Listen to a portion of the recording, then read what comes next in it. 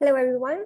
Welcome to the Youth-led Gender-Based Violence Response, a call for collaborative action dialogue jointly hosted by International Planned Parenthood Federation, East and Southeast Asia and Oceania region, SheDecides and FRIDA, the Young Feminist Fund. This dialogue is part of our 16 Days of Activism campaign to end gender-based violence and accelerate youth-led action in gender equality. Thank you so much for joining us. In today's session, we will be discussing topics related to violence that may be disturbing or even traumatizing to many of us. So please feel free to step away from the dialogue for a brief time or for the rest of the session. We strongly suggest that you use your discretion to do so and get support that you need. We will also be sharing a link in the chat box of helplines across Asia and Pacific and encourage anyone who would like to support to seek it. We encourage anyone who needs support to reach out and seek it. Some housekeeping before we start the session. So your microphones will be muted throughout the dialogue. You are welcome to use the chat box for your comments throughout the dialogue. For your questions, please use the question and answer box at the bottom of your screen and indicate if you're directing a question to a particular panelist. We will be monitoring the Q&A box, and we will have the time for questions and answers from the audience in the end. But please know that we may not be able to answer all the questions within the time frame allowed. We also have simultaneous interpretation available in Bahasa Indonesia and sign language, and we would like all the panelists and speakers to speak slowly to allow the interpreters to follow. The session is being recorded. The recording of the event will be made available online later if you wish to access this dialogue. And finally, this is a safe space and we encourage honest engagement and support for each other. So to begin with, I would warmly like to welcome our moderator, Jona Claire Turalde. Jona is currently a Nominations and Governance Committee member of the International Planned Parenthood Federation. She's the vice person of guiding group of SheDecides. She's passionate about sexual and reproductive health rights and diverse girls' rights issues. She's also a general board member of Choice for Youth and Sexuality and one of the Asia Pacific advisors of FRIDA, the Young Feminist Fund. She has participated in several international advocacy initiatives and participatory research on SRHR, comprehensive sexuality education, HIV and AIDS, and girl-led organizing. Over to you, Jona. Thank you, Ipsita. That was a mouthful of introduction, but thank you for making this event, this webinar happen. Hello, friends, and welcome to Youth-led GBV Responses, a call for collaborative action. Again, I'm Jona, and I'm excited to be your moderator together with these fearless young feminists that we have here in the panel. Very exciting conversation that we can would want to start. But before that, we know that across Asia Pacific, young people, especially young women and LGBTQIA individuals, are facing discriminatory practices and barriers that limit our capabilities and to exercise our agency and power. So these practices emerge from deeply rooted gender norms and unequal power dynamics and even systemic violence that's actually happening and is heavily happening here in Asia. Throughout this discussion, we will explore the emerging issues and contexts that exclude young people from conversations on GBV. We know that it is not only important, but essential to have an enabling environment where us, young people, can meaningfully engage and share our knowledges and experiences to build collective responses to prevent gender-based violence. Our this year's 16-day activism theme is actually awareness to accountability. And as young people, I think we have already moved out of the awareness spectrum because young people are actually building moments to movements. And I think that's what we want to cater at this discussion. Well, I don't want to blabber too much, I think, because we want to hear more from our panelists. That's why I'm gonna just introduce them one by one and just kind of wave, if you like, when I call your name, fellow young feminists. So first in our panel is Sabina Omengan. She is the current communications focal person of SheDecides Philippines. She is a young feminist activist, speaker, and writer who focuses on SRHR, bodily autonomy, mental health, human rights, and good governance. She is currently pursuing her degree in legal management and sociology at De La Salle University, Manila. Hi, Sabina. Next in our panel is, hello. Next in our panel is Hereiti File. She is, I think, the youngest in this panel. She is an 18-year-old advocate from the Cook Islands. Brought up on the island of Rarotonga, she has been a youth member of CIFWA since age 13. She is a current member of the Women Deliver Young Leaders program. Starting in 2020, has experience in journalism, environmental activism, and is passionate about the preservation of indigenous culture and protection of indigenous rights. Hi, Hereiti, good to see you. Yarana. Hello, yeah. Our next panelist is Thyaz Widuri. She is active in leading Jaringan, Muda, Melawan, Kekerasan, Seksual, or the Youth Network Against Sexual Violence. It's the FRIDA Fund. They are a FRIDA Fund grantee. They are an initiative network of cross-campus young women's movement that focuses on making campus safe and free from sexual violence, against discrimination, and fighting for equality on campus. Hi, Thyaz. Hello. Hi. Jona. And finally, last on our panel is Zahrah Rizwan. She is a feminist researcher, currently a part of a multi-country research group working to develop a care package for the mental health of survivors of violence in South Asia. She functions as an advisor, Asia Pacific Committee of FRIDA, the Feminist Fund, and is currently pursuing her master's in gender and women's studies in Sri Lanka. Hello, Zahrah. Hi. I think we're complete now. Just want to say that welcome to our panelists and welcome to our participants for today's webinar. First, we'll go around the table, our virtual table here. I'd like to ask each one of you just 1 to 2 sentences to describe very shortly the work that you do around GBV activism. Yeah, anyone can start, or do you want me to call someone? Yeah, Sabina, do you want to start? Sure, I can start. And so maybe 1 to 2 sentences of the work that you do in GBV.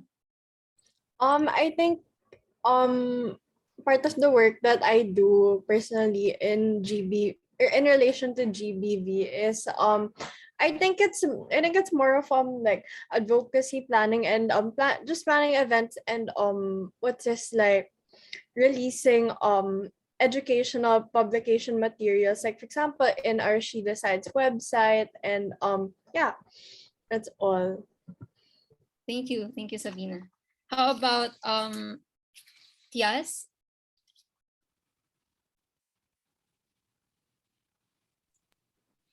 Hello. Hello, so works that are related to GBV that I am doing is building network with the collectives of the young female students at university level. We are also doing national actions in order to campaign issues that are usually being taught as a taboo issues. For example, last year, there were several issues that were considered as taboo. For example, abortion, because last year there was one of our friends that decided to have an abortion and then she got discriminated. We are also working on other issues. Of course, our network is focused on the issue of GBV, and then the focus is very specific. We are working at the campus level because we are young campus citizens. So we are working at the campus level, and then at the campus level there are a lot of issues, anti-equality issues such as the discrimination towards LGBTIQ communities, the way the rules regarding the way you dress, and campaigns on equality in order to counter this anti-equality politics is one of the things that we are doing. We are voicing at different campuses. Thank you. Thank you, Thyaz. Would like to hear more about it later. Yeah. Thank you. How about Hereiti? I'd like to know what you're doing in Cook Islands. Okay, cool. Hi. So most of the work that I do is fairly limited because I'm still in secondary school. I'm currently finishing my my last year before I move on to university. And I'm mainly involved in the Cook Islands Family Welfare Association's Youth Peer Educator Group, which means I do a lot of work around CSE and bringing that to people my own age, like conducting lots of outreach programs for all our different islands or in the different schools, and teaching comprehensive sexuality education, because that is very, very much not in our curriculum here. Like in our country, we don't have a lot of health-based programs, especially around sexual health. So that is mostly what we do at CIFWA, is CSE educating and that sort of thing, which helps build that curriculum gap. Thanks, Hereiti. We'll delve more into that later. And finally, Zahrah. So I've worked in different spaces on different topics, ranging from cybersecurity and violence to female genital mutilation to child marriage.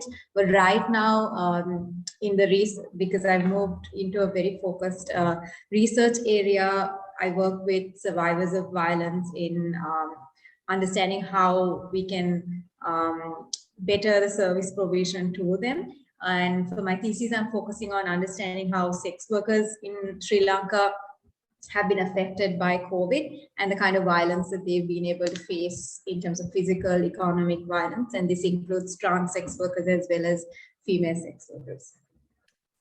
Thank you, Zahrah. To the participants and to the attendees of this panel, we've seen like the snippets of the work, the wonderful and powerful work that these young feminists are doing. That's why now we'll be delving more into specific questions that we have for them.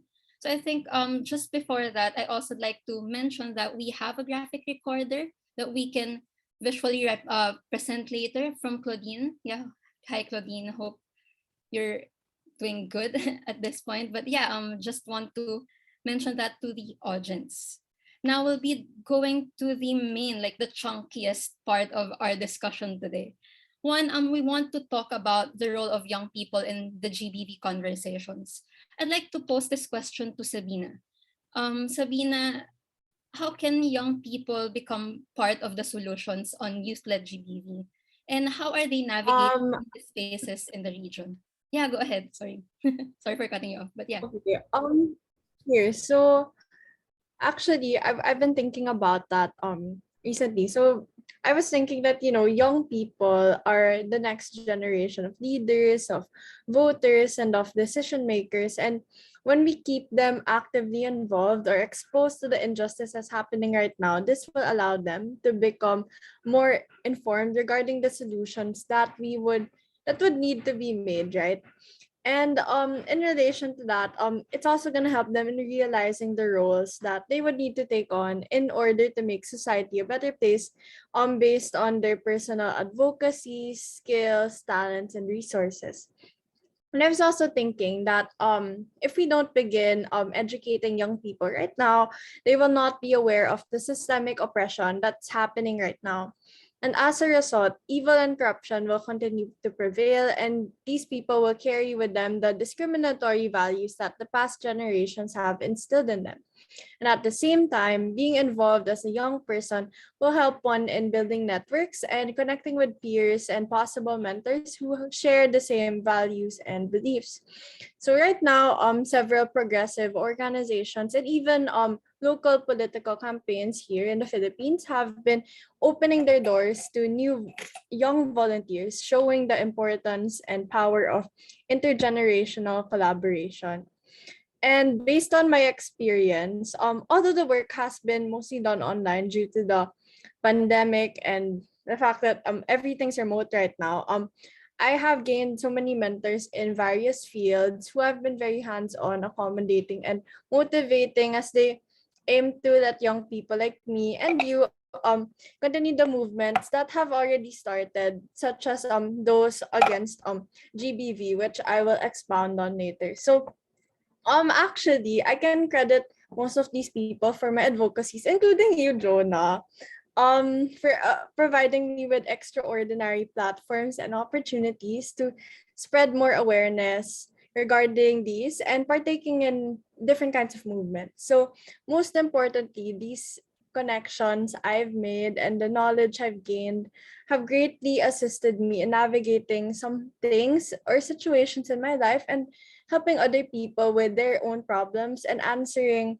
their different advocacy related questions, especially those about SRHR, mental health, and good governance. So here at SheDecides, for example, we accept individuals of all backgrounds and ages. So for example, we have some volunteers who are in the middle of their high school years, like grades 9 to 10, and even some people who are in their mid-30s already. So despite the seemingly big age gap, it doesn't really felt because everyone's still able to work well and collaborate given our similar beliefs, but then at the same time, we are able to learn new concepts and methods from one another. And because we give emphasis to intergenerational collaboration, we count on everyone's capacity and support in making the activities of our movement possible as we continue to fight for our causes and challenge the current power structures together as we aim to move forward towards a more inclusive and progressive world. So right now, most of our biggest projects were headed intergenerationally, such as our most recent face-to-face event called Share the Road with Her, which was a biking event where people bike to fight against GBV. So this was able to function to teach people of all ages regarding safe spaces and providing better responses to gender-based violence. So I believe that, so looking back, I believe that the event wouldn't have been possible if only like the younger generation did it, or only if the older generations did it, because our collaboration really made everything work, and it really made an impact, and it really showed the importance of working together towards ending all the injustices happening and to further spread the advocacies that we have. Thank you.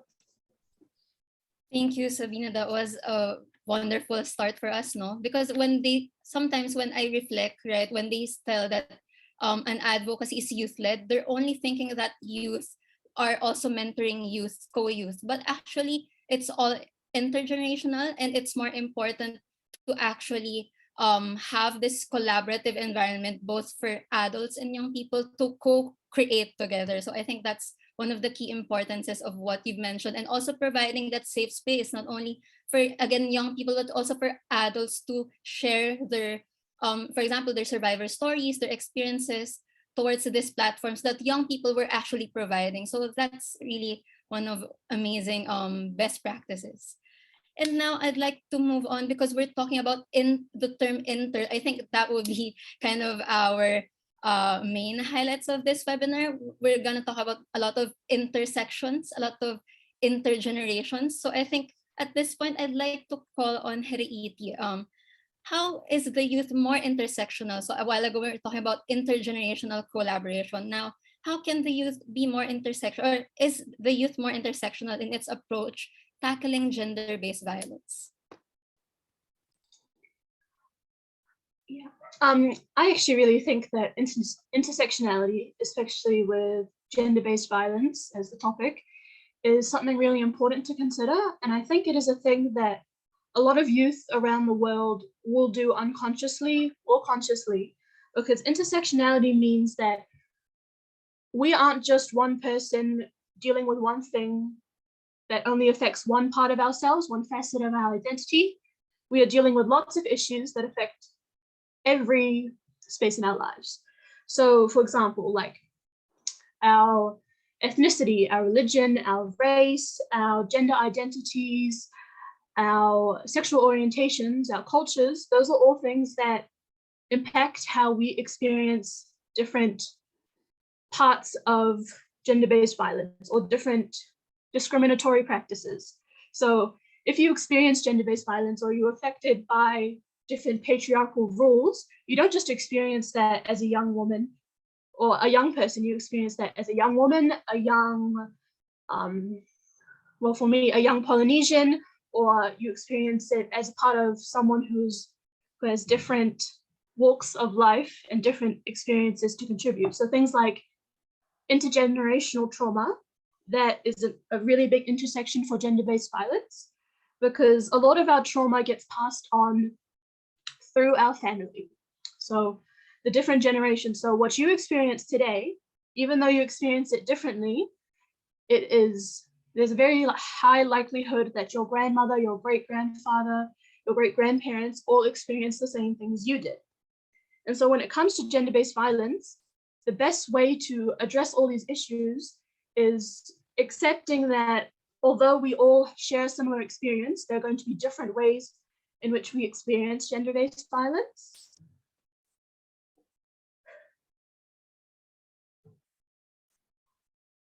Because when you experience something like domestic violence, or you experience a really traumatic situation, it's not like if you want to solve this issue for other young people, you look at it as, I'm going to just address this really specific thing. You look at all the different ways that your identity impacts your experience and how someone else's identity will impact their experience. And you look at how you can collaborate with different groups of people, different marginalized groups, to come up with a really powerful solution to the problems that we all face.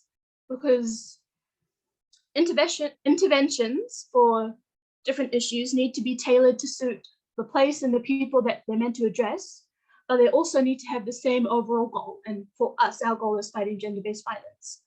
It's experienced differently all over the world, and we can all collectively agree that action needs to be taken, but we also can agree that there are different groups affected and we all need to be included. Everybody needs to have a voice in all these solutions in different ways that things need to be addressed. And intersectionality is a really important thing to consider for all of this. So. Thank you, Hereiti. I really like how you started this, right? Because we feel like sometimes we're called as feminists. Sometimes we think that we're exclusive, or some people think that we're exclusive, but actually, no. And that pertains to how we see feminism as intersectional, and how you started this with being conscious and unconscious about it. And I'm sure there are young feminists there that don't call themselves feminists.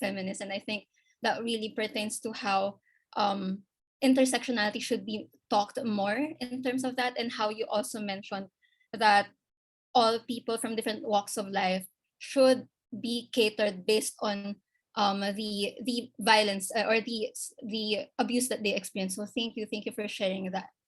Yeah, and now we'd like to delve more into this powerful conversation, right? We want to unpack that we're not, in this webinar, we're not just talking about concepts of feminism or intersectionality, but we want to know how we can make or demand accountability, not only advocate, but demand accountability towards stakeholders. That's why we'd like to call on Thyaz. Thyaz, I know you're leading a youth network on sexual violence in Indonesia. And how do you demand better responses and accountability from your stakeholders? And how do you think youth activists can push this further in our region? Thank you, Jona, for the question. Thank you all. Thank you to all participants who joined this event, and thank you all panelists for your amazing work. That's so inspiring. Very excited to be here. Now I'll answer in Indonesia. Jadi kita lihat bahwa so we have to see that before, because the movement of our youth network is focusing on the issue of GBV at campus level. Before that, we have to see that in the past few years, the youth network was actually established in 2015. We saw that in 2015, sexual violence at campus level is considered as a silent crime. It's there, it was there, but it was not acknowledged. And we have they were keep denying the existence of these sexual violences, and how we see that many gender-based violence are being normalized at campus level, especially in campuses in Indonesia. The system that we cater is the system of the campus is cutting the critical awareness of its students. So they deemed us to keep studying, to graduate quickly, to enter the labor force. So when we talk about what happened, the thing that is happening that is close to our body, for example, sexual violence, they consider it as something personal. It's your problem. The campus has nothing to do with the thing that is happening to you. And when a survivor speaks out loud, the survivor is considered to be the one tarnishing the name of the campus, and the campus will report, and then the students will be kicked out of the university. So these things are the things that we are fighting. The youth network, we have a principle. The principle is how we should be able to act. We should not wait, we should not hesitate when managing or solving gender-based violence cases. And when we are translating these principles into different movements, we can see that the campus will not give us insurance about the safety of women to go to the campus. This kind of insurance is not going to be given by the campus without the movement, without grassroots movement. If we young people are not moving in order to fight for this, the campus will not give it. So the thing that we try to formulate are things that are related to our principles. Do not wait, do not hesitate. We have to fight, and we are doing it through our actions. For example, actions with our national collaborates, and then actions within specific campuses that flourish from their own experiences in managing gender-based violence. We see that from these young people movements, the campuses, they are starting to acknowledge, they're starting to see that, okay, this is an urgent issue. Sexual violence is actually an important issue. So for the past few years, we saw several universities that formulated their own guidelines in order to prevent and manage sexual violence cases within their campus. During its process, we see that these guidance are not enough, because not every universities have this kind of understanding on what sexual violence is. They don't not all of the universities have a stance that is they're working, or they're moving, they're standing behind the survivor. And we think that yes, we need a national regulation, we need a law that will fill this gap regarding the management of and the prevention of sexual violence. We need something that is more comprehensive, that can bind all of these campuses. And in the beginning of 2020, we see that, okay, it is an important thing. We have to talk to the Minister of Education and Culture. We need to have a national regulation that binds these campuses specifically. And this is something that we can no longer ignore. So not only movements and participations from youth, these participations needs to be directed in order to create a campus that is free from sexual violences. And in order to create this situation, we need the involvement from other stakeholders. And yeah, we have a lot of demands. We were doing actions, campaigns, petition. We were consolidating as well our movements, our networks from different campuses in order to demand collectively for a national regulation. At the end of the day, we were elated because this year, Indonesia had the Minister of Education and Culture has issued the regulation on the prevention and management of sexual violence at campus. But we see that up until now, the challenge is, there are a lot of challenges in the future. When we see our current context, our current situation at different universities, there are several categories of campus. So there are campuses that have accepted this regulation and agreed to implement the Spermendikbud, or the regulation of the Minister of Education. And there are also campuses that still refuses the existence of this regulation because they think that, oh, this is not the role of a campus in order to manage sexual violence. And there are also campuses that seem to be neutral, but they are actually still trying to find their position in regard to the prevention and the management of sexual violence. So there are several campuses who are saying that, okay, these are good regulations, but we need to research it first. And we found this when from the knowledge of the young people who have been working with us. They told us about this kind of situation, and these kind of situation were discovered when these young people are demanding to their own universities in order to implement, hey, please implement this. And these are the challenges that we need to face collectively. And from there, we are still doing our works. Again, do not wait, do not hesitate to campaign that the substance within the regulations are good substances that is required or that needs to be implemented, that will be good for the survivors. And these regulations are actually coming from the voices of people who have been fighting for the prevention and then the management of sexual violence. And we have managed to actually make sure that there will be a mechanism. In one of the articles of the regulation, there is an article that says that there needs to be a working group in order to prevent a sexual violence, and this working group should involve not only people from within the campus government system, but also from the students as well. So this is the key, the existence of the requirement of the establishment of a working group that is being voiced within the regulation is important, because again, most of the times students, survivors, they don't have the room to talk about this. When people are being brave, and when survivors are being brave and are voicing their experiences, they became victims or of intimidation. They were threatened, and sometimes the survivors, they decided to stop voicing their experience. We don't want this thing to happen in the future. So now I think we have to relay this information. There are insurances. You will be guaranteed safety even if you voice your experiences. And yeah, this kind of early warning system needs to be established.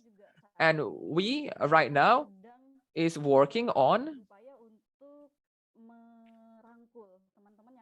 reaching our friends, other students who have not been talking about this issue, because again, the more people involved in this movement, the more influence that we can collect, that we can exercise. We know that as young students, if we keep silent, the implementation will not be carried out the way we want it to, although we already have quite a good regulation. Maybe that's all from me. Thank you. Oh, this there's really a lot to unpack there, yes. But yeah, I just want to kind of bit by bit want to really recognize the work that you do in Indonesia. That's really powerful and brave, and how you're challenging the power hierarchies, the current power structures that you have, and how when we talk about, we're not only talking about gender-based violence, we're talking about systemic violence, systemic neglect of the schools and institutions that we're part of. So that's why it's really important why young people should lead these kinds of advocacy and kinds of activism. So I mean, I can't say but just want to thank you and for standing up and speaking out on this issue. Yeah, I'd like to know more later, but we can move forward to Zahrah. You've already kind of learned from the previous panelists how they're working intergenerationally, how they've building intersectional approaches to GBV and also demanding accountability to stakeholders. Now, we want to involve more young people to kind of replicate this in their ways, in their certain contexts. So what do you think are some of the ways that can support young people to better engage in responding to gender-based violence? Thanks for the question, Jona. I think the other panelists very interestingly put together a lot of points that I would reiterate right now, but I would just try to focus on three main ways that I feel would help us better organize ourselves when we try to respond to gender-based violence issues in our locality or in the region. Firstly, I'd like to speak about how we can better organize and mobilize resources for the work that we do. Not to sound too clinical, because I understand that it can organically happen in instances like the example that Thyaz said in her university setting, how it can organically come together where it is an issue that affects everybody and you come together to advocate for a particular injustice that's caused within that space. But sharing experience from Sri Lanka over here, volunteerism has always been one of the ways in which young people have been able to get involved in some of the conversations, some of the work that's been done to respond to GBV. As much as it's important, it's also a privilege, and we need to acknowledge that, because not everybody has the capability or can volunteer their time and effort for advocacy purposes. But one of the examples that I'd like to share, hoping that will be useful for those of us that's present here today, is there was a little initiative that started in Sri Lanka to bring together young women to talk about issues that are faced by Muslim women. So it was a very focused issue that they wanted to talk about, and just a social media post was put out, and within a couple of months it brought together over 200 volunteers across the country who were willing to crowdfund, who were willing to give donations, to get trainers, to get people who just want to come build their capacity, educate them, help them understand how to better address issues within their locality. So I thought that was an excellent example. They're called the Sisterhood Initiative and running strong after a year right now. And that I see as an interesting way in which they were able to pick a focused issue and build momentum around it via social media. Coalition building is another way that we can do this, where I think Thyaz talked about it, how she brought in other campuses on board to support that issue. I think that's a great way of doing it, because there's always synergy in collaboration. It also helps us understand what's been done in other groups, perhaps in the country or in the region. And that's always helpful. There's that way to go, or there's also the ability to sort of like create local extensions of global movements or alliances, like the Men Engage Alliance, for instance, or there's a Youth Peace and Security Coalition. I'm naming these only because I've only been exposed to some of those in my country, but there's many more out there. And by being a part of those, it helps you to sort of draw from the strategies that are used globally in other regions, understand some of the lessons that they've learned, what are the best practices, and try to trial them in your areas as well. And coming to a next very important point is securing funding. This has been a challenge for youth groups across the board, especially because of the stringent regulations and procedures that are involved when you try to secure grants in the usual grant making arena out there. Especially organizations that are unregistered, they face a lot of challenges in trying to secure grants. But something that we can do is sort of map out funders who support feminist initiatives. And the example that I can give at this point is FRIDA. FRIDA, the Feminist Fund, for instance, supports young feminist groups across world to sort of strengthen their work, because this work is being done everywhere in many levels, but to be able to help and support, amplify that work and strengthen it is something that FRIDA does. And by supporting unregistered organizations, having flexible application procedures, so you can sort of map out actors like that in the field. And just to quote an example, I used to be a part of this youth volunteer-led organization called #Generation in Sri Lanka. They started about 4 years ago, and the first grant was, they were a FRIDA grantee partner, and I was a grantee at that time. They started their work exclusively advocacy on social media, and then translated into many other platforms. And after about 4 years, they're going strong, and recently actually won the Nelson Mandela Grasa Marcel Marshall Innovation Award as well. So that the reason why I gave that example is to sort of understand how you can start small, start unregistered, start somewhere, but there's always able to build the movement stronger as long as there is consistency and sustainability in the work that's been done, and also the kind of support that's coming in. And when I talk about resource mobilization, we generally think of resources in terms of only money, but it's more than that. It's also about, you know, consistently building the capacity of your group, of yourself, consistently unlearning and relearning, because I mean, none of us are born feminists, or like none of us are born sexist or misogynist.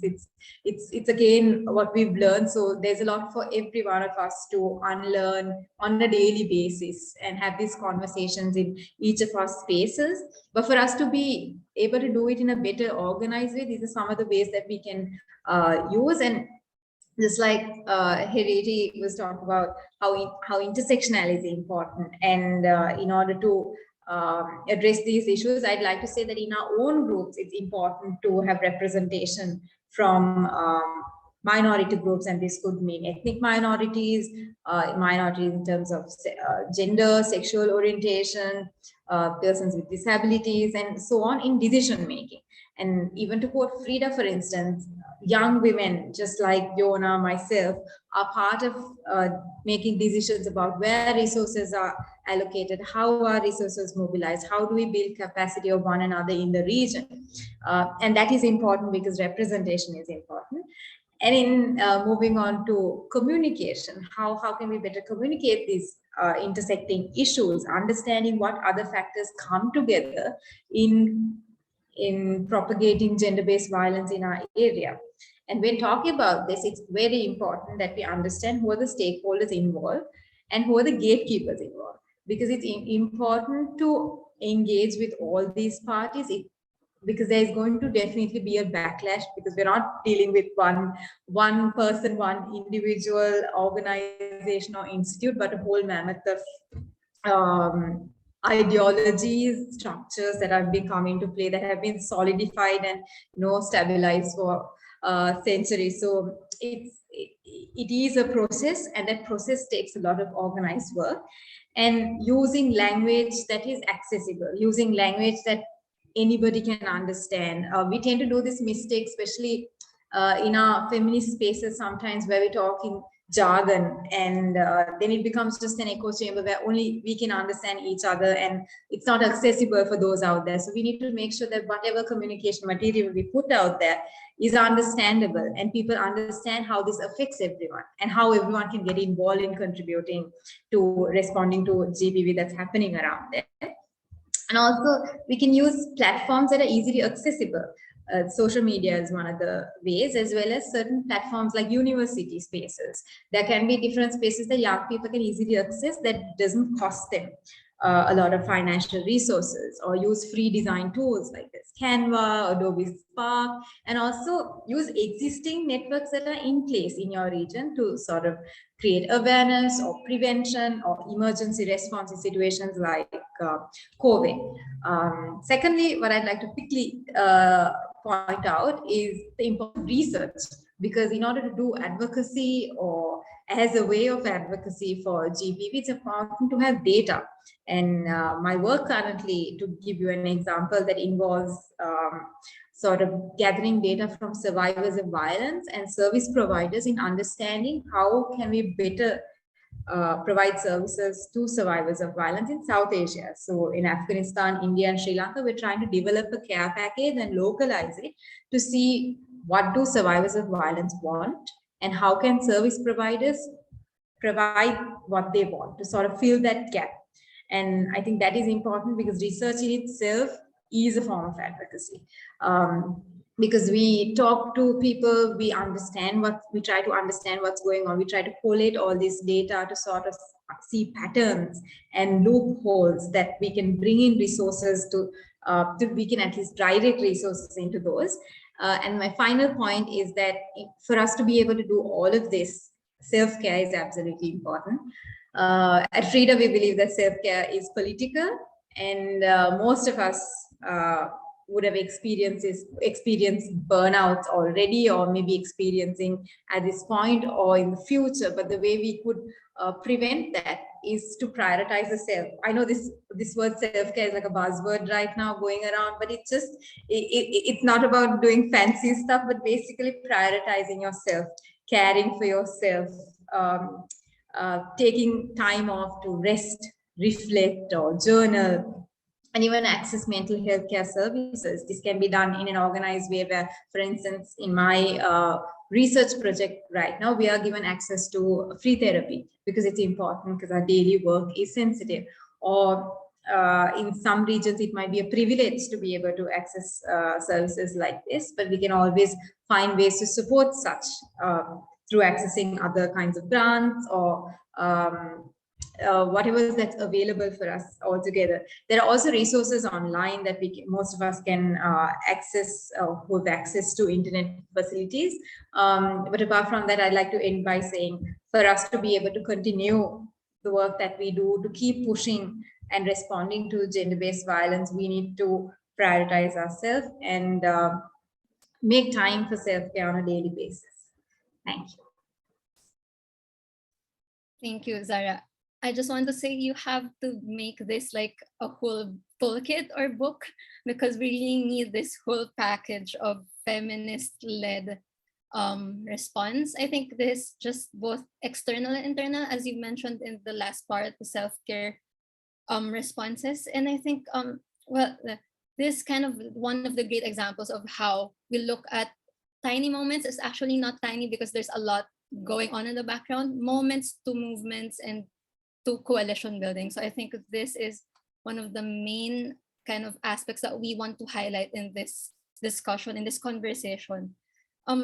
Well, I also want to say a lot of things, but there's a lot to kind of work into as well. And we want, for example, the panelists to maybe have some questions to each other, maybe some questions that you've been keeping to yourself while the other panelist is speaking a while ago. So maybe you want to talk about it more. Anyone can start to ask a question or anything. Can I go first? Yeah, sure. I was actually interested in understanding the work that Thyaz was talking about. For instance, I think it will be helpful for all of us present here to understand how that process of accessing resources and grants have been for Thyaz to be able to continue the work that she does. I think if you could share a bit about your experiences or learnings of how it has been like, it will be useful for all of us. Terima kasih, Zahrah. Thank you so much, Zahrah, for your question.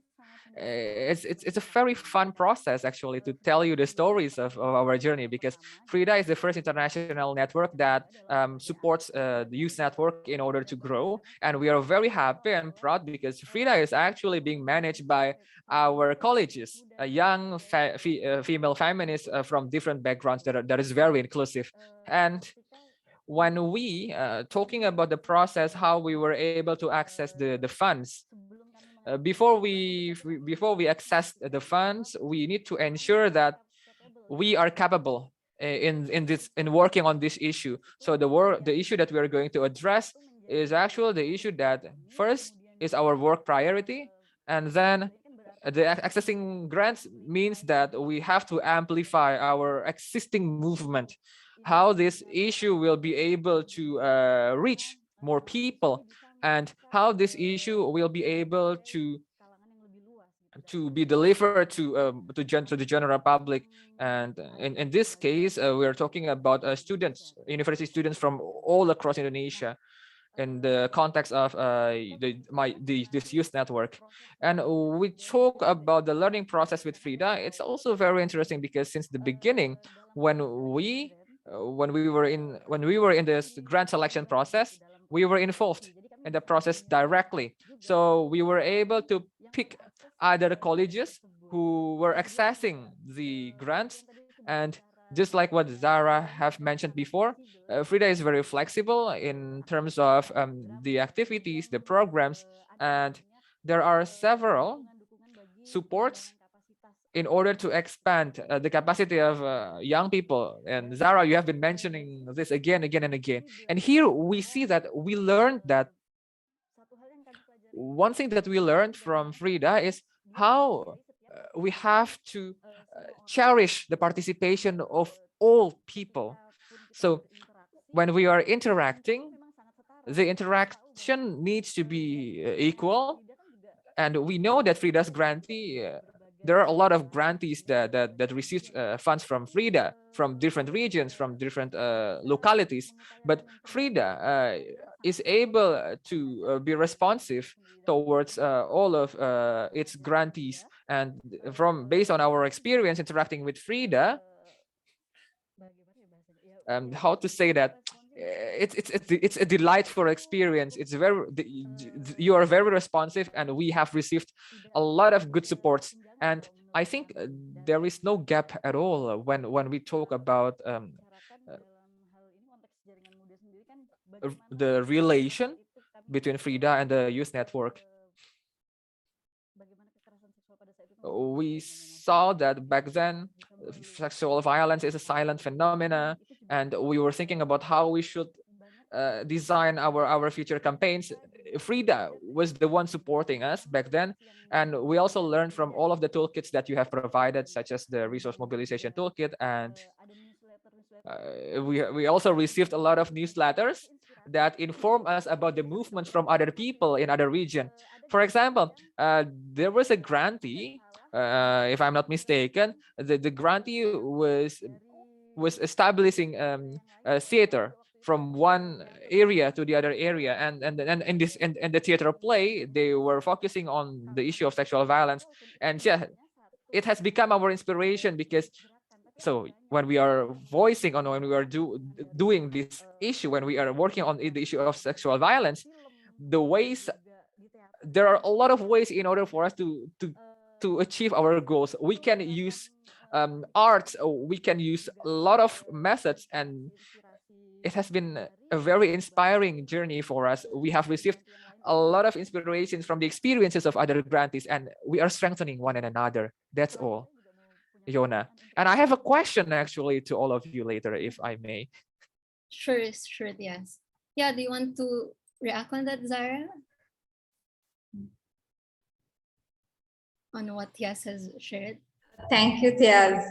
That was quite insightful, and something that we've also established at Frida is to sort of take away these hierarchies between grantor and grantee relations. So we're all young feminists. We are all trying to support each other and strengthen each other's work. And we always try to get feedback also from grantee partners to understand how we can further remove this, sort of at least reduce and minimize these power relations that exist out there in this sector. So thanks, Thyaz, for your valuable words.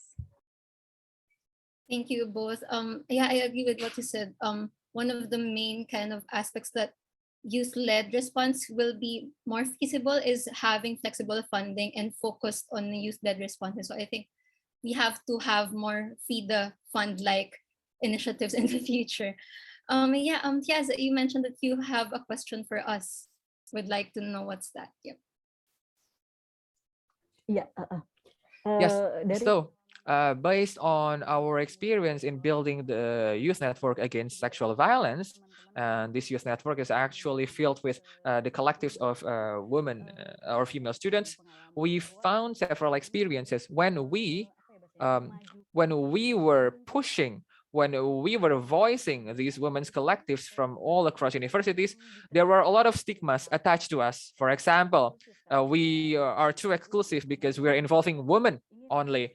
And this could break the movement because you only involve women in your movement. So we found that organizations, student organizations or youth-led organizations that we know of, that we know as organizations that are critical, when we talk about feminism, they could become quite conservative. So have you ever in your own localities experienced this phenomena? And if yes, how are you able to manage this kind of problem? That's all from me. Thank you. Would like to go first? Yeah, that's very heavy question, yes, but yeah, would like to share as well. Anyone who wants to? Yeah, Zahrah. I felt like I spoke a lot, so if anyone else wants to go first, I'm fine, or if I could share. I think. Okay. Yeah, I think you can. To respond to Thyaz, yes, backlash. I feel like I go into it expecting it, just like I said before, because we're trying to change the status quo. So there is backlash that comes. But one of the ways in which I've experienced positive sort of being able to circumvent it is by having these conversations in sort of a language that can be non-threatening. I've always felt the moment the word feminism or the language feminism is used, people at that point itself, especially from men, we get this, they shut down. So I feel like being able to use language that makes them feel like this is also impacting you. This is also or a human rights language, or if human rights doesn't work, some kind of solidarity language or claiming this space as our university. Maybe some of those ways could help. That has helped before when we've been advocating for Muslim personal law reforms in the country, where it's always being shunned as a Muslim women's problem. So it doesn't matter to the rest of the country because it's just this tiny bunch of the population that's talking about this. But some of the interesting ways we've been able to go about it is by bringing in youth organizations that are not labeled as Muslim women's organizations or even women's rights organizations, talk about issues like this in different platforms, that these are issues affecting everyone. These are issues that need to be spoken about everyone, and opening that door so that it doesn't look exclusive. It's like it doesn't look like an exclusive space, because that can tend to happen. As much as we feel like it's a safe space, it's important for us to have that solidarity and that space for ourselves. Sometimes it can be threatening. And that's something that I've experienced as well, but I suppose the others could add more to it. Yeah, maybe I can also answer the question. Yeah, that's true, Zahrah, what you mentioned about how sometimes even in language, and as you mentioned even a while ago, language can be exclusive. I mean, those who are like only us who are already in the space can understand ourselves. So I think we have to make it accessible, but at the same time, there's also like a positive note on being exclusionary, because we have to recognize first that we can't really involve everyone. They have, as we were talking about intersectionality a while ago, we have different backgrounds and different experiences, and that dictates how we see human rights, for example, and how we see survivors of violence are. So I think we have to also, again, take care of ourselves, not to be spreading too thin in terms of always wanting everyone to go together, but at the same time still not being too not to be a gatekeeper. Just give out resources out there, do resource mobilization, do campaigning, do communicate. So I think that's what's important, to still communicate, but at the same time don't gatekeep. Yeah. Anyone who wants to answer Thyaz's question? I can also ask it again. As a young person and as a part of a young feminist collective, they have been attacked for being too exclusive or exclusionary. Have you experienced this, and do you have any advice? Yeah, Hereiti. Yeah. I definitely think that when it comes to people attacking you for being exclusionary, oftentimes they attack you because they feel personally attacked by what you're pointing out is wrong. Like, it doesn't mean, like, sometimes it doesn't actually mean that you and your practices are the problem. It means that they're, like, either way, they're going to find that the issues that feminism approaches or the behavior that you call out as attacking them because they feel like you are personally calling out what they're doing wrong, and they're not going to like that. So they're going to say, oh, well, it's you women, it's you feminists, you know, you're too radical, you want to push men down, you don't want to include other people. And that's not it, because feminism has all these different spaces, and you have to recognize that there are certain spaces where certain perspectives are needed, and it's not a gatekeeping, it's recognizing that the experiences, the lived experiences and knowledge of people who come from these groups needs to be heard, and it needs to be voiced, and you need to respect that and not expect that you as a person, say a person of privilege or a person of wealth or someone who benefits from the system, is going to have a higher heard voice, because your voice has been heard for so long and you're different, like your experience is always in the mainstream.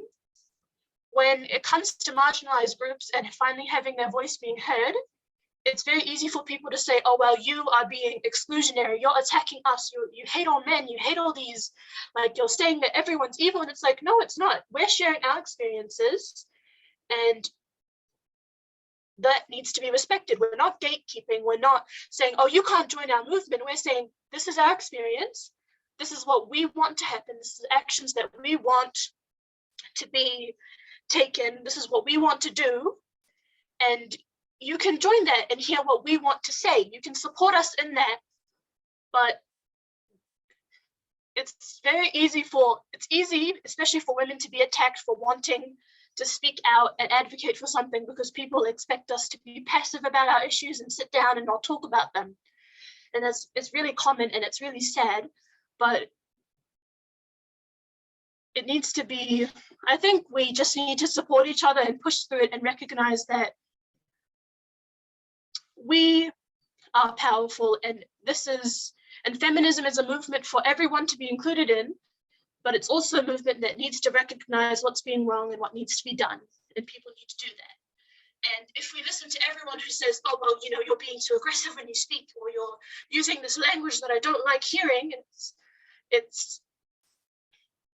you're going to get that either way, whether or not you try to speak really gently or you try to speak what you have lived through in your experience. So just keep going.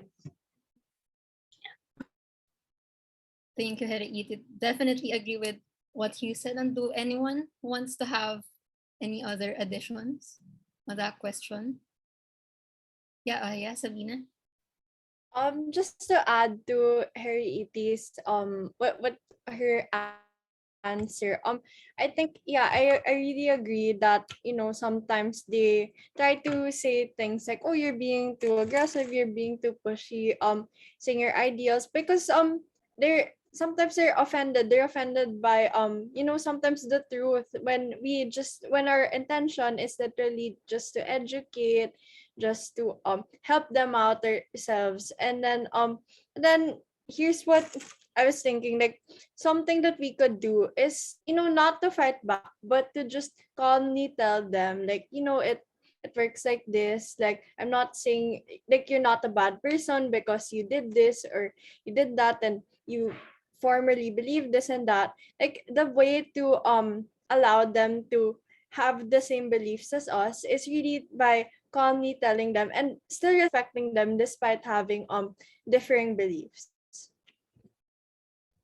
Thank you. Thank you, Sabina. Yeah, that was a very free-flowing discussion, and I've learned a lot as well from you. We have other questions from, I think, from the attendees. Maybe I'll ask one of those. First is, how do you as young feminists take care of yourselves? Physically, mentally, emotionally, both individually and collectively. Yeah. Anyone who wants to go first? Wants to share their self-care routine or community care routine? Yeah. I think I see Hereiti nodding a while ago. Do you want to start? Yeah, sure.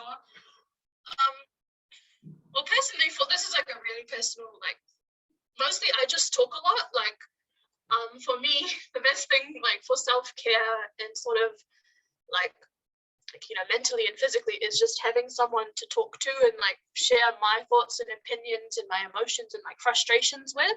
So like, normally I do that with my mum, because she's like a really big supporter of me, and like, you know, and she always encourages me to share my opinions. So I find that it's very helpful or cathartic to actually be able to just vent and say, I'm really frustrated with this, or it hurts me, or this is, you know, it's so frustrating that this happens, and that this, like, it's not being addressed, or that people do this and they don't realize what it means. And to just be able to talk to someone and have someone say, I recognize that, and I also feel that way, or I also think this, and like being able to have a discussion about it really does help you recognize that at the end of the day, you're not alone in, you know, in the fight against the patriarchy or in whatever's happening. You have other people to support you.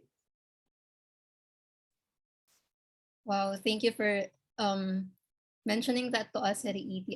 I think Zahrah's mic is on. So I think she's excited. Yeah. just to add to what Hereiti said, because I used to do that long years ago in my teens, and my mother's listening to me speak here, so she would know how much of venting I've done.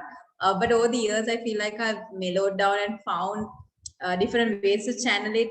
For instance, where in my current job, I have access to free therapy, so I can talk to her anytime I want and speak about this. Because something that I'd like to talk about is how we need to understand how we feel when we are in these spaces.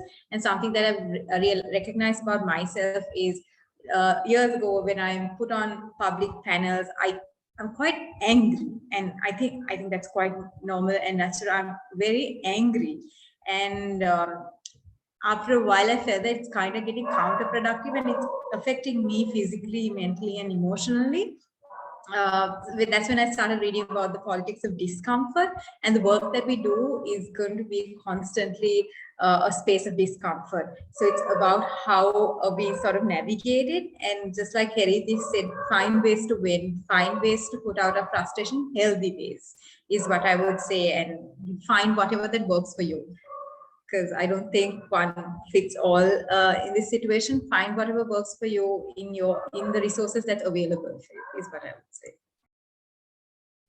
Thanks, Zahrah. I think we're all products, just kidding, of feminist mothers, I think. But yeah, anyone who wants to add to that, to what Zahrah and Hereiti has been mentioning? Yeah, Sabina. Can I add something? And in relation to what they said, yeah, I think it's super important to have people to talk to and to vent to. And usually I go to my friends, because at the, like, other than just complaining about how tiring it is that people don't listen, it's also really fun to be able to educate your friends about your personal advocacies, because personally I've been able to do that throughout the years, and eventually many of my friends have learned more about feminism, that it's not just about for example just regular gender equality, but there's so much more to it, like SRHR and bodily autonomy. So that's something that really makes me happy, is that even if, like, for example, I'm venting or something, I'm still able to I'm able to do many things at once by teaching them and eventually inspiring them to spread the word to even more people. Thank you, Sabina. I also want to kind of echo that. Yeah, I mean, friends, they're like the closest circle that we have in terms of, even though sometimes they don't claim themselves feminists, but I agree that they are some most of the time. So yeah. Anyone who wants to add? Thyaz, do you want to add? But it's fine if you don't. Boleh, boleh. Yeah, sure. Okay. I just want to add a little. Usually when we are facing this kind of burnout, as me, when I am burning out, usually when I'm burned out, all the collectives are burned out as well. So when we are tired, we do something simple. We eat together, but we eat something that we like, and the dish that we think is delicious, and it's not the kind of dish that we can eat every day. So it's as simple as that, the thing that we do collectively. So yeah, when we are experiencing burning out, we are experiencing it together. Thanks, Thyaz. Yeah, I agree. Really, a community care is important for us feminists. I mean, it's something that we can hold on because they have same beliefs as us, and food. It's a comfort. It's a comfort. A comfort food after a long tiring work can be one of those. Yeah. So thank you everyone. I think we have a few more. Okay. Yeah. Intergenerational collaboration is really important, as I think it was Sabina who's really mentioning this a while ago. However, many times youth participation is limited or tokenistic. How do we tackle gatekeeping? Yeah, anyone who wants to start again about this? Yeah, Sabina. I agree that sometimes even when we participate in activities or organizations with so many generations, I honestly felt I've honestly felt in the past that sometimes there's some sort of gatekeeping, because, like, for example, some older people think that, because they've been in like the movement or organization for so many years or decades now, that that their ideas are always going to be better, that they know more, and sometimes they really silence you. But what really inspired me to what is to not really be affected by those behaviors is to is to just accept that sometimes some people are like this, but then if you try to if you show them that you're really interested and that you really want to work hard towards this advocacy, you really want to learn and all, they maybe they're gonna warm up a little, because that's what's happened with me before. Because entering the advocacy, I've encountered some older people who think that they know more just because they've been there for a while. But then once you put in your own efforts and show that and take initiative, that's where they're gonna slowly open the gates and actually pay more attention and listen to you.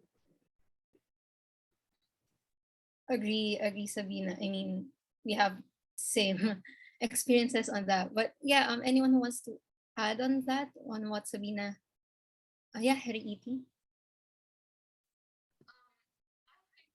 That is definitely like gatekeeping.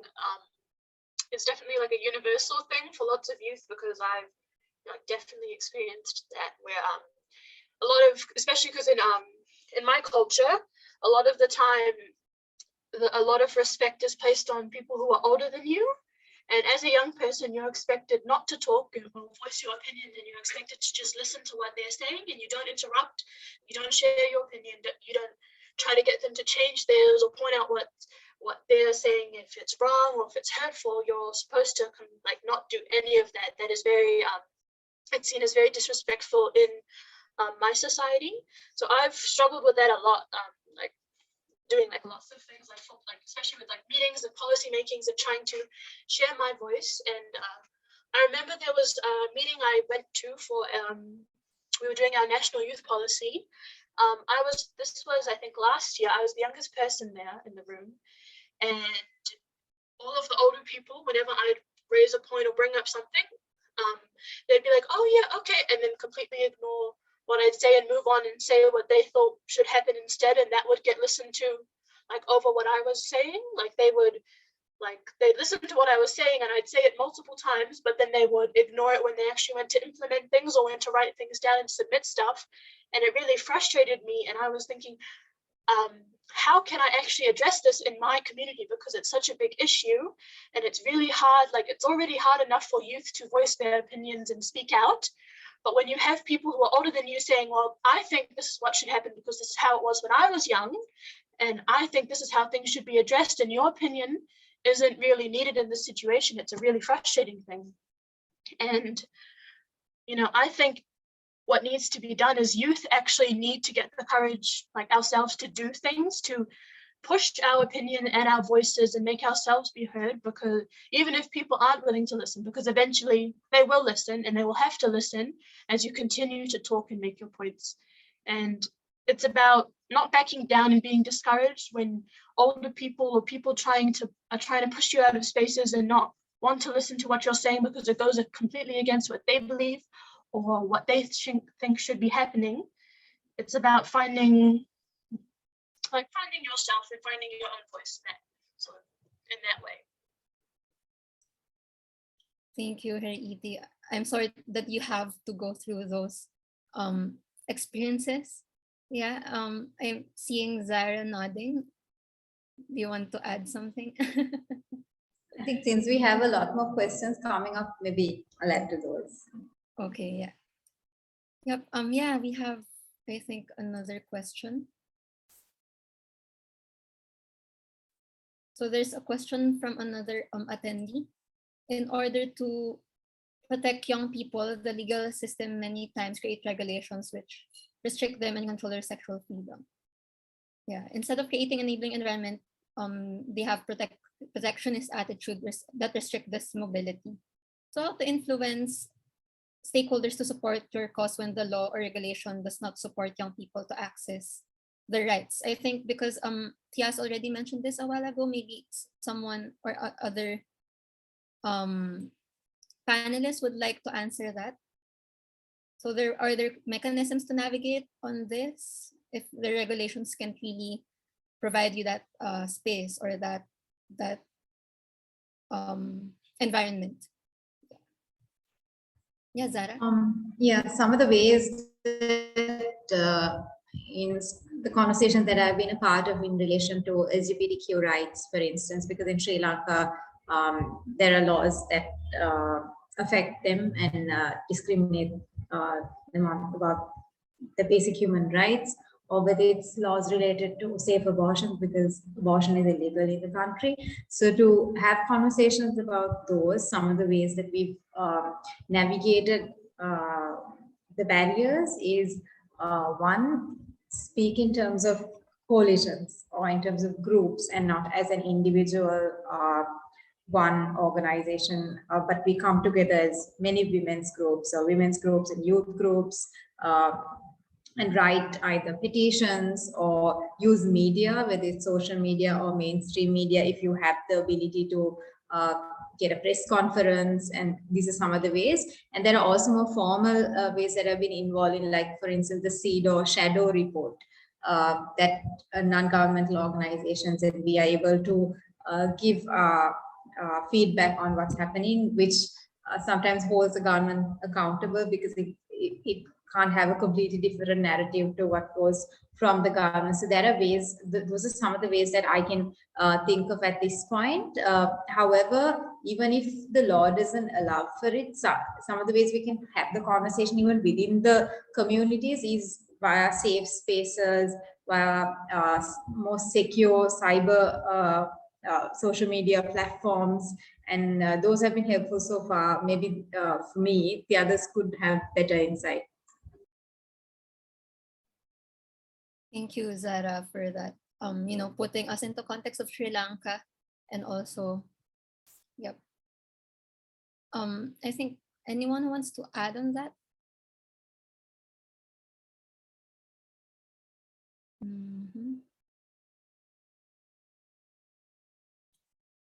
None. Yeah. Yeah.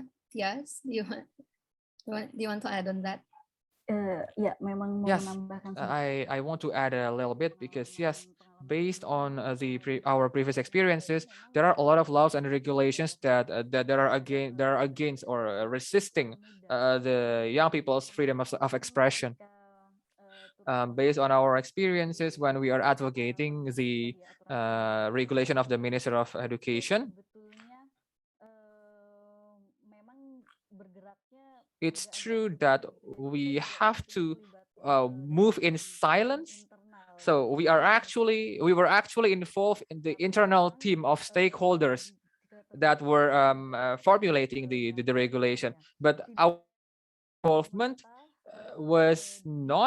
should not be published to the general public because there were progressive people inside of the seat of these stakeholders or policymakers, but we knew that the general bureaucracy was very conservative, normalizing violence. So what's important was how we were able to find people within the bureaucracy that are alike, and that's the thing that we went through, how we were able to move inside of this space, the governance space, and then we push the government to issue good regulation. And this is a very lengthy process, and we've been in touch with these policymakers for multiple years. So yes, the first thing that we need to do is to change the mindset of these bureaucrats. So we have double jobs. We have two jobs. Aside from gathering collective powers from the grassroots communities, we have to educate the people who are sitting in this kind of position, the people who is part of the older generation. Yes, people who are sitting in that seat right now, they are older than us, and they are not as open as the young generation. So the dialogue between generation is also important. How we are able to challenge or to align the understanding that your thinking might not be applicable to us, and that's based on our experience. Thank you. Thank you, Thyaz. That was wonderful. And thank you also to everyone in the panel for putting light into your context and also sharing best practices in your youth-led responses. So thank you for this collective power of young feminists. That's why we want to see the graphic, at this point, we want to see the graphic recording and key takeaways. What can our attendees and participants learn from this very wonderful set of panelists? Yeah, I think the graphic recording is ready.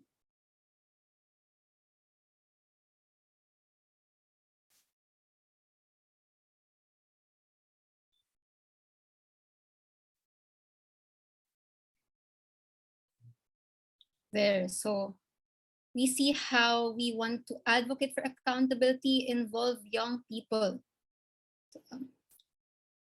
And sorry, it's a bit blurry on my part, but yeah, we'll share this online and to the attendees, but hopefully you've gathered really helpful insights on how to replicate or collaborate collectively with all the other young feminists that you've heard from this panel.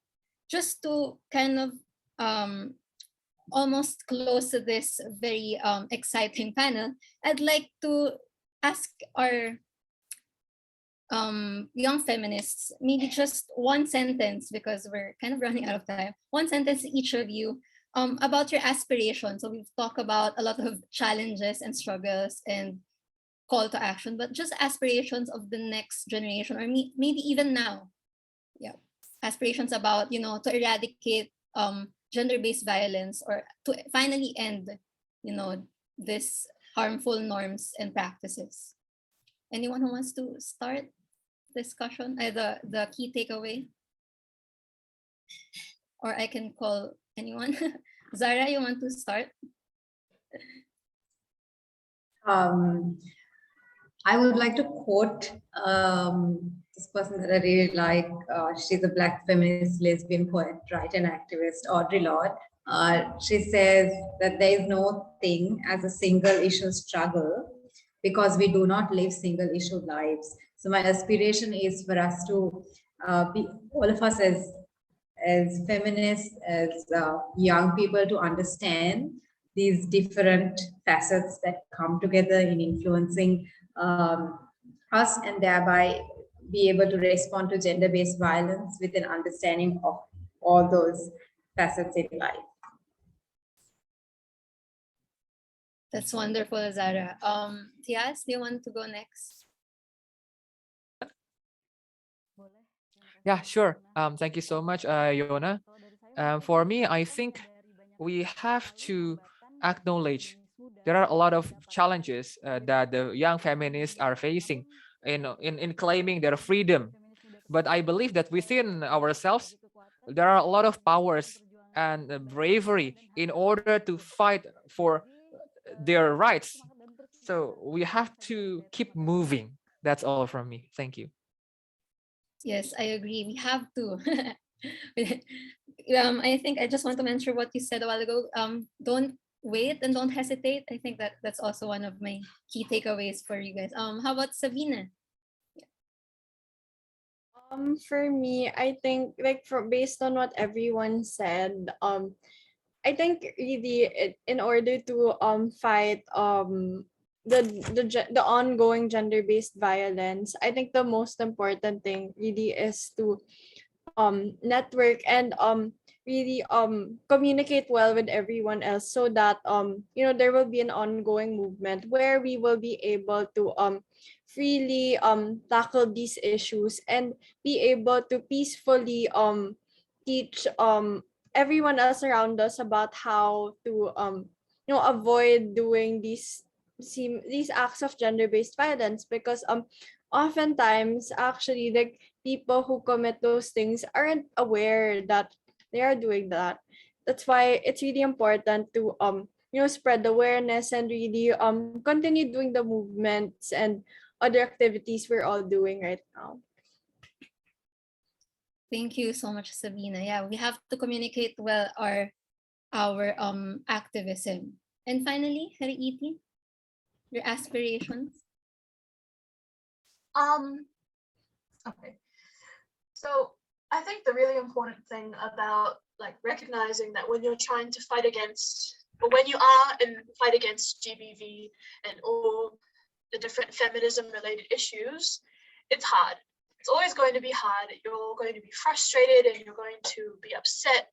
And there are going to be moments where it really hits you like that there's so much that you have to fight against. But when you realize that you're not alone and that at the end of this, we are all going to have worked towards and achieved a really great goal that will have helped so many other people like us for future generations to come, it's going to be the best moment. So you're never too young to change the world, and you will never be alone when you're doing it. Wow, that's all powerful discussion, everyone. Thank you for having the time to this young feminist, even though I know that it's a busy time for everyone. Yeah. Also, I think that's it. Thank you to everyone who attended our youth-led GBV responses. Would like to get in touch with us, just contact ESEAOR, I think. And also, yeah, I'd like to end that. And also thank you for the interpreters and the graphic recorder, Claudine, our interpreter and sign language interpreter. Thank you so much for having the time to be with us here. Thank you, and have a great 16 days of activism. If that's something to celebrate, should be every day. Yeah. Thank you, everyone. Bye-bye. Thank you, Valerie. Thank you.